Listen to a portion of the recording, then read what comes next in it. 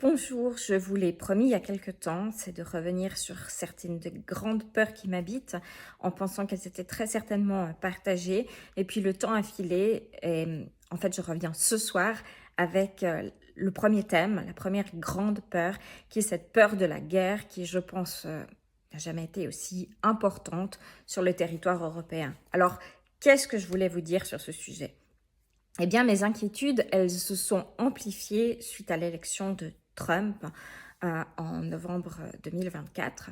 Je vais vous raconter une anecdote, mais à ce moment-là, Raphaël Glucksmann, qui est élu au Parlement européen, qui est vice-président de la sous-commission sur les droits de l'homme, avait publié un post en disant qu'il était soucieux de la tournure que prenaient les choses à l'international. Et puis, j'avais republié son post en ajoutant que je partageais ses sentiments et que pour ma part, je craignais beaucoup pour la liberté d'expression, pour la place de la parole scientifique et du fait scientifique. Et j'invitais les personnes qui étaient motivées à se donner les moyens de pouvoir rejouer une des murder parties que j'ai coécrite, qui traite de la place du fait scientifique dans une société dominée par les fake news. Voilà, c'était quelque chose où je réaffirmais un certain nombre de valeurs qui étaient celles de la liberté d'expression, le fait de pouvoir vivre ensemble. Et à la suite de ça, mais je vous jure, j'étais vraiment hyper impressionnée. Peu de temps après, j'ai eu une quantité de messages qui sont apparus, de commentaires en fait sous mon post, qui émanaient de personnes qui étaient absolument pas dans mon réseau et qui portaient des titres importants, qui étaient présidents, médecins, enfin des personnages qui imposent le respect a priori, et qui me répondaient en disant que je croyais à une propagande, de quoi j'avais tant peur pour pas oser m'aligner sur la réalité défendue par le président Trump et Poutine notamment. Il me renvoyait sur des vidéos qui réaffirmait une nouvelle vision des choses, notamment en quoi l'Ukraine était responsable de la guerre qui se déchaînait sur son territoire. Et un peu surprise, j'avoue, j'ai répondu. J'ai nuancé mon propos, j'ai dit que, voilà, moi j'accordais ma confiance à certaines instances, certaines valeurs, etc. Et la personne, enfin les personnes, parce qu'il y en avait plusieurs, s'acharnaient. Au final, je me suis dit, mais je sais même pas si c'est quelqu'un de réel derrière, si c'est pas juste un biais pour faire de la propagande. Et pour le coup, je les ai supprimés. Donc, si vous allez sur mon profil LinkedIn, vous verrez ce post donc, qui date de novembre l'année dernière. Et puis, malheureusement ou heureusement dirais-je, parce qu'ils ne sont pas réapparus depuis, j'ai supprimé tous ces commentaires, tous ces trolls en fait. Je ne sais pas si c'était vraiment ça, mais c'était très surprenant. Donc voilà, moi, j'ai senti à ce moment-là qu'il y avait un rapport de force qui était en train de changer à l'international. Alors, j'ai pris quelques notes de ce que je voulais vous dire. C'est pour ça que je jette de temps à autre un coup d'œil. Mais j'ai l'impression que l'élection de Trump, enfin, je l'ai analysé comme ça, en disant que ça a libéré une certaine parole masculiniste de toute puissance et puis qui réaffirmait très clairement la force du plus fort et qui était en capacité de réécrire l'histoire en réinventant les faits. Et voilà, et aujourd'hui, ce questionnement est de plus en plus d'actualité. Vous avez peut-être suivi comme moi les déclarations hier du président Macron qui sensibilise bien les Français au basculement d'une économie qui ressemble vraiment à une économie de guerre et où on sent que notre sécurité est plus la même. Donc, on a un vrai basculement historique des rapports de pouvoir. Et puis, on suit un peu ce qui se dit à l'international. Apparemment, les services secrets des pays de l'Est estiment qu'il y aurait une guerre d'ampleur possible sur le territoire européen au-delà des frontières ukrainiennes pour 2029. Donc, c'est tout bientôt. Et moi, je vous assure, je trouve ça super flippant. Alors, voilà. Je ne sais pas vous, comment vous le vivez, comment vous vous positionnez par rapport à ça.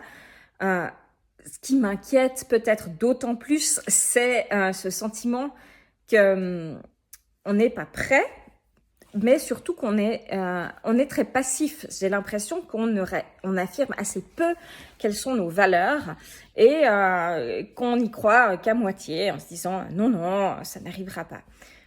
Et pour moi, c'est quelque chose qui est essentiel de réaffirmer certaines valeurs.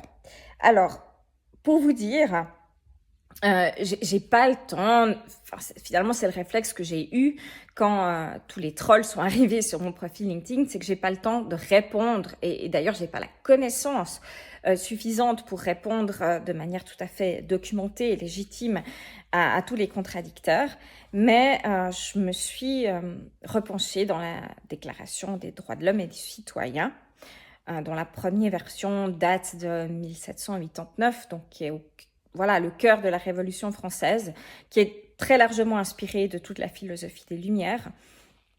Et je me suis dit qu'en ces périodes de troubles, c'était peut-être un bon ancrage pour réaffirmer ce qui nous, en tant qu'Européens, en tant que Suisse, alors Suisse, on a cette neutralité, mais bref, je pense qu'on peut pour autant réaffirmer ce qui nous semble important et ce qui nous semble mériter d'être défendu, je ne pense pas notamment aux armes, mais je pense aussi par l'écriture. J'hésite d'ailleurs à me sortir des réseaux sociaux pour privilégier l'écrit, le journalisme, le papier, sur lequel on garde une souveraineté et puis sur lequel on garde une certaine maîtrise.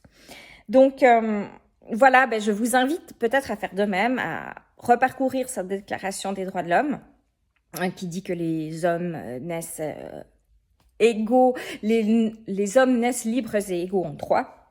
D'ailleurs, il y a un point qui m'a un peu surprise, qui était celle sur la propriété privée. Ils accordaient une grande importance au fait que la propriété privée devait être respectée et justifiée. Je ne sais pas si pour moi c'est ce qui me parle le plus, mais je vous invite vraiment à la reconsulter. Peut-être que je vais vous mettre d'ailleurs, là dans les commentaires, je vous mettrai... Ouais, je ne sais pas quel niveau il faut que je vous le montre, mais je pense que je vous mettrai un lien, comme ça vous pourrez directement aller les consulter. Et puis voilà, comme dans toute cette tourmente, pour moi il est essentiel de passer à l'action. C'est le plus sûr moyen de faire reculer la peur, je pense. Voilà, j'avais envie peut-être de vous inviter à lister ce qui pour vous est universalisable. Je dis pas universel parce que je pense que rien n'est universel. Beaucoup de choses dépendent des cultures et des mœurs de la société, de l'ethnie dans laquelle on s'est développé. Mais je pense que certaines valeurs sont universalisables, donc peuvent être acceptées par un ensemble de personnes qui s'entendent sur des règles, sur des maximes en vue de mieux vivre ensemble. Voilà, alors j'en ai listé quelques-unes qui me semblent pour le coup tout à fait pertinentes. La recherche du bonheur, je pense que là, on est un peu tous dans cette dynamique en tant qu'humains. L'abolition des privilèges, je pense que ça aussi c'est quelque chose qui gangrène notre société et qui mériterait qu'on s'y occupe. Le secours, l'assistance aux plus démunis, qui est une valeur d'humanité fondamentale. Le droit à l'éducation aussi. Et puis aussi la reconnaissance de nos émotions, quelles qu'elles soient. Là, je vous parlais de la peur et c'est ce qui va animer cette chronique épine blanche. Mais je pense que nos émotions sont infiniment humaines dans toute leur complexité. Et qu'on soit russe, américain, suisse... français, on les partage et en fait, la guerre, c'est l'horreur. Donc, voilà, c'était ma petite pierre du soir. Et puis, je vous retrouve tout bientôt pour un nouvel épisode d'Épines Blanches. Ciao, ciao!